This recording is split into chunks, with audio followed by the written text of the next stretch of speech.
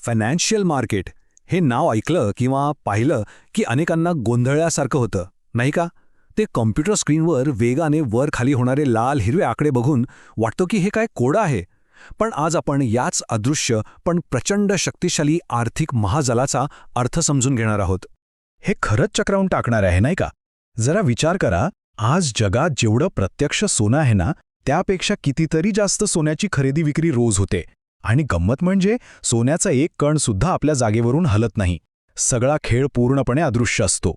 तर मग साहजिकच प्रश्न पडतो की हे जे काही चालतं तो एक निव्वळ गोंधळ आहे की याच्यामागे एक शिस्तबद्ध रचना आहे. आज आपण याच प्रश्नाचं उत्तर शोधणार आहोत, कारण वरवर जरी हे सगळं गोंधळल्यासारखं वाटलं तरी याच्या आत एक प्रचंड सुव्यवस्थित रचना दडलेली आहे. आणि ही रचना समजून घ्यायला चला एक कल्पना करूया. समजा आपण एका भव्य शॉपिंग मॉलमध्ये आहोत. एक असा मॉल ज्याचे 3 मजले आहेत आणि प्रत्येक मजल्यावर अगदी वेगळ्याच प्रकारच्या वस्तूंची खरेदी विक्री चालते. महत्त्वाचं म्हणजे एका मजल्याचे नियम दुसऱ्या मजल्यावर अजिबात लागू होत नाहीत. चला तर मग सुरुवात करूया मॉलच्या पहिल्या मजल्यापासून. याचं नाव आहे कमॉडिटी मार्केट, म्हणजे भौतिक वस्तूंचा बाजार. तर या पहिल्या मजल्यावर काय मिळतं? इथे मिळतं सोनं, चांदी, नॅचरल गॅस आणि इतर अनेक धातू. थोडक्यात सांगायचं तर इथे अशा गोष्टींचा व्यापार होतो ज्यांना आपण प्रत्यक्ष स्पर्श करू शकतो. पण इथे एक गमतीशीर प्रश्न येतो. सोनं चांदी विकत घेतलं तर ठीक आहे, पण समजा कुणी इथे नॅचरल गॅस विकत घेतला तर काय त्याच्या घरी गॅस सिलेंडरची डिलिव्हरी होते? नाही, अजिबात नाही. आणि इथेच तर या बाजाराची खरी गंमत आहे. इथे व्यापार करणारे बहुतेक लोक आहेत ना, त्यांना ती वस्तू प्रत्यक्ष हवीच नसते. ते फक्त त्या वस्तूच्या भविष्यातल्या किमतीवर अंदाज लावून व्यवहार करत असतात.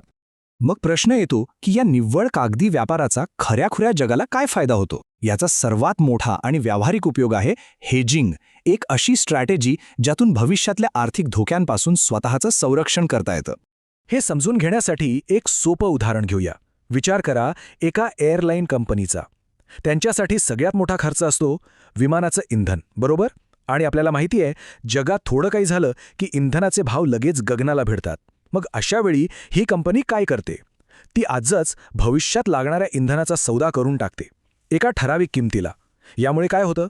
भविष्यात भाव कितीही वाढले तरी त्यांना ठरलेल्या दरातच इंधन मिळतं, म्हणजे त्यांचा धोका कमी होतो.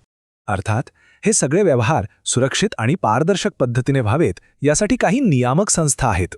भारतात उदाहरणार्थ NCDX आहे, जे मुख्यतः शेतीमालावर लक्ष ठेवतं, आणि दुसरं आहे MCX, जे सोनं, चांदी आणि ऊर्जेच्या व्यापारावर नियंत्रण ठेवतं. यामुळे कोणताही गैरव्यवहार टाळला जातो.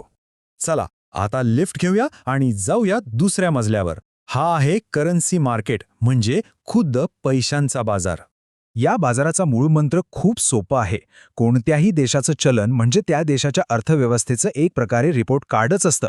जर देशाची अर्थव्यवस्था चांगली कामगिरी करत असेल तर गुंतवणूकदारांचा विश्वास वाढतो.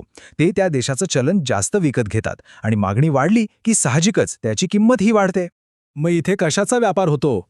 अर्थात अमेरिकन डॉलर, जापानी येन यांसारख्या मोठ्या चलनांचा.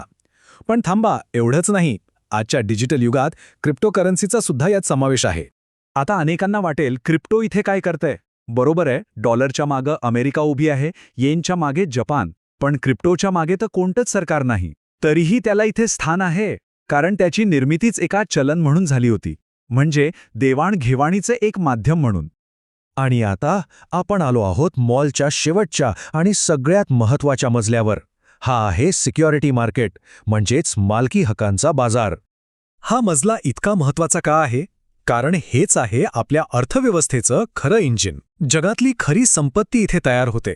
नवनवीन शोध, कंपन्यांची वाढ, ह्या सगळ्याला लागणारा पैसा याच बाजारातून येतो. खरं तर पहिल्या 2 मजल्यांवर जे काही घडतं, मग तेलाचे भाव वाढोत किंवा डॉलरचं मूल्य बदलो, त्याचा थेट परिणाम या तिसऱ्या मजल्यावरच्या कंपन्यांवर होत असतो.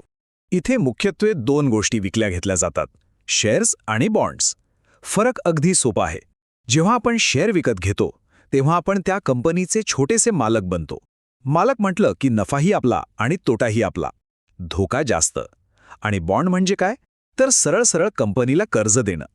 इथे आपण मालक नाही तर कर्ज देणारे असतो. त्यामुळे कंपनीच्या नफ्या तोट्याशी काही संबंध नाही, आपल्याला आपलं ठरलेलं व्याज मिळत राहतं. धोका कमी. मग ह्या बाजारात प्रवेश कसा करायचा?